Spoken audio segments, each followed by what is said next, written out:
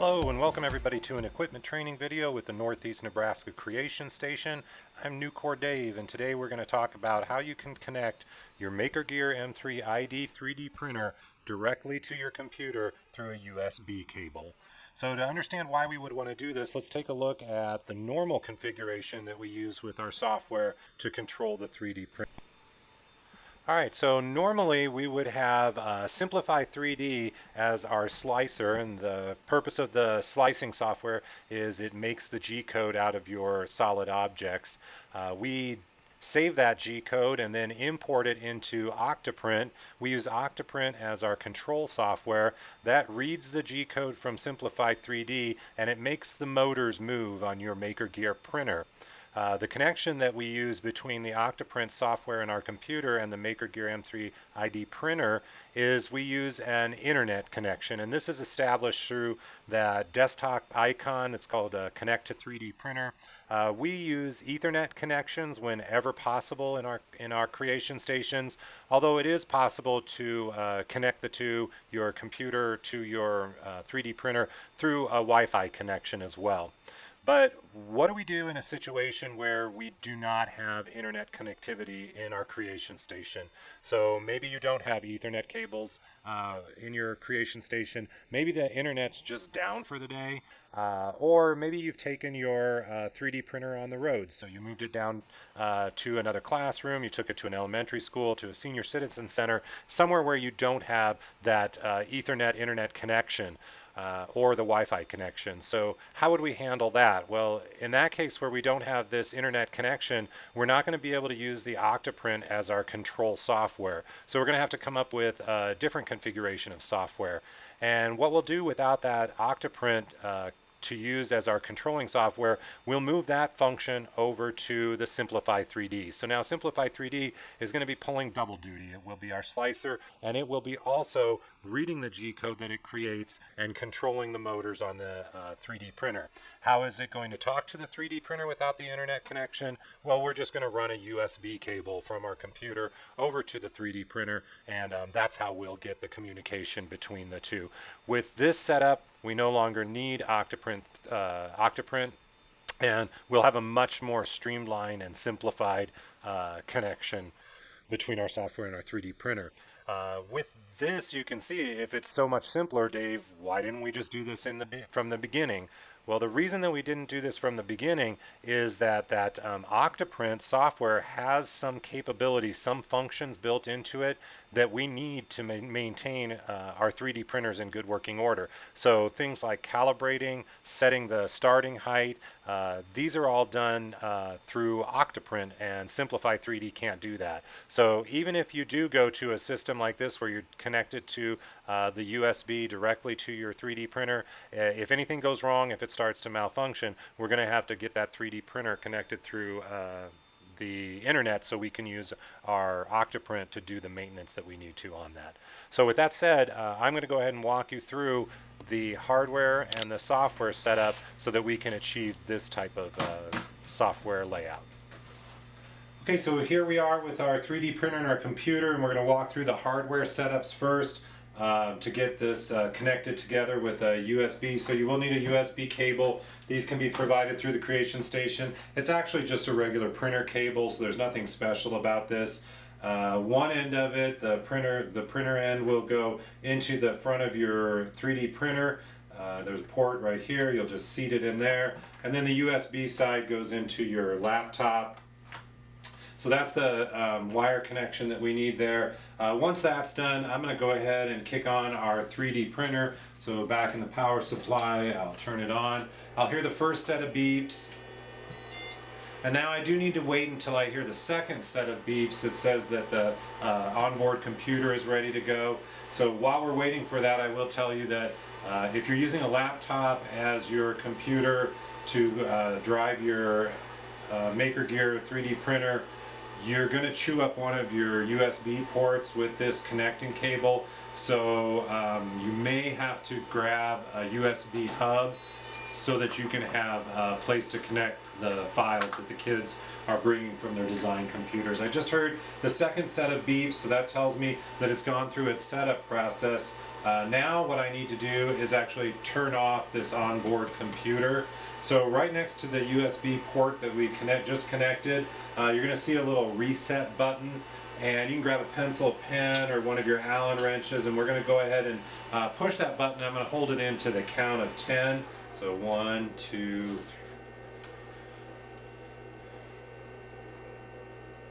Once that's done, let go of the reset switch. It's going to make the saddest set of beeps that you've ever heard. It's saying goodbye to you. Pay attention to these lights right in the front. There's a red one and a green one. If we successfully get this shut down, it should flip over to just a red one.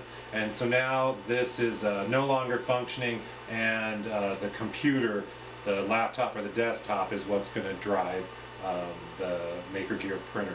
So that completes the hardware setup. It's quite simple.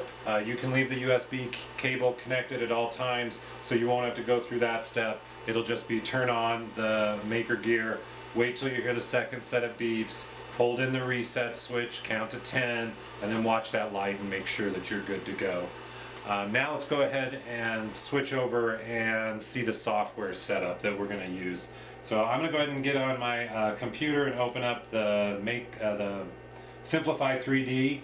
Inside of Simplify3D, we need to pull up a new interface that's going to take the place of Octoprint and let the computer and the 3D printer talk directly. So up in the drop-down menu under Tools, the second option down is the Machine Control Panel, and that's what we're after. So I'm going to go ahead and pull that up. Now this interface right here is going to be the interface that's taking the place of Octoprint.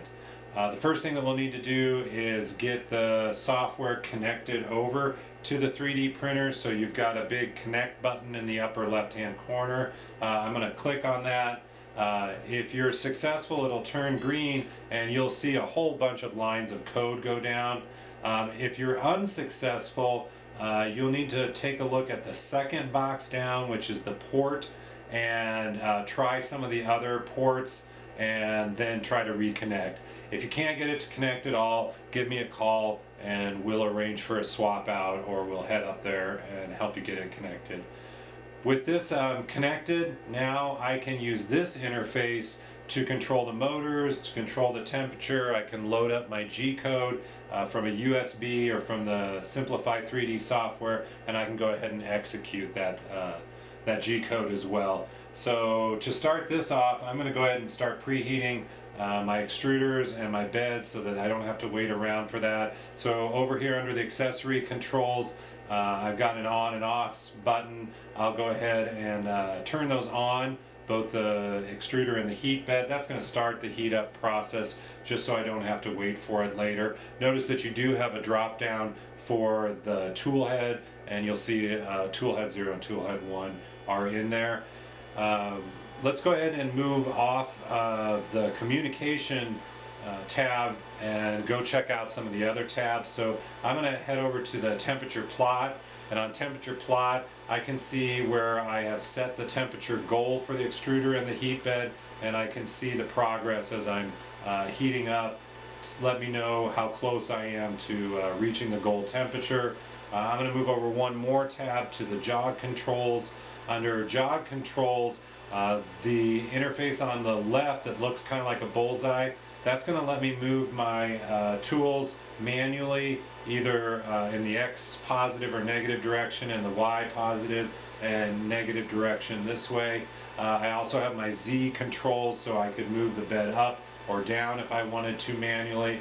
We don't do a lot of this manual movement, so I can't really think of a time when you would use this. But the brown buttons that are next to those are the ones that we will be using, and these are our retract and our extrude, so that we can pull the filament out or feed a new color of filament in. And I'm not going to go through that process in this video, but in another video you can see where we've set up, and you'll use your retract and your extrude once your extruder has been heated up to the correct temperature. And that's about it for the motor control and the jog control. When it comes time to run G-code, I'll head over to the first tab, which is the G-code library. And here is where a kid could load in a USB from another computer and pull in G-code. So that's just as easy as hitting add to library and then go finding that G-code and importing it by hitting open. Once you have the G-code in the library, all you need to do is highlight it, and once it's highlighted, so in the G-code library, once you have that selected, down in the bottom there is a button that says run selected G-code, and you'll click on that, and that's what's actually going to start running the G-code. Up above, if the print fails, you have a stop button that'll just end the G-code. Next to that you have a pause button, so if you're running out of filament, you could pause it, then manually move your bed with the jog controls, change out your filament, move the bed back, and then go ahead and hit resume, and you'll be off and running. I did want to show you how this is going to work with the Simplify3 as a slicer. So in the slicer, if we go ahead and import in an object and set up with any of our processes that we want to use, I'm good with that one. After you hit prepare to print and it runs through the slicing process, right here, instead of hitting the save toolpath to disk, above that is one that says begin printing over USB. So if you do your slicing right here in Simplify3D on this machine, you can go ahead and hit begin printing over USB, and it'll just run right over there to the 3D printer. It also will drop it into the G-code library. So there you go. That is the hardware and the software setup for running your Makergear M3 ID printer straight from a desktop or a laptop.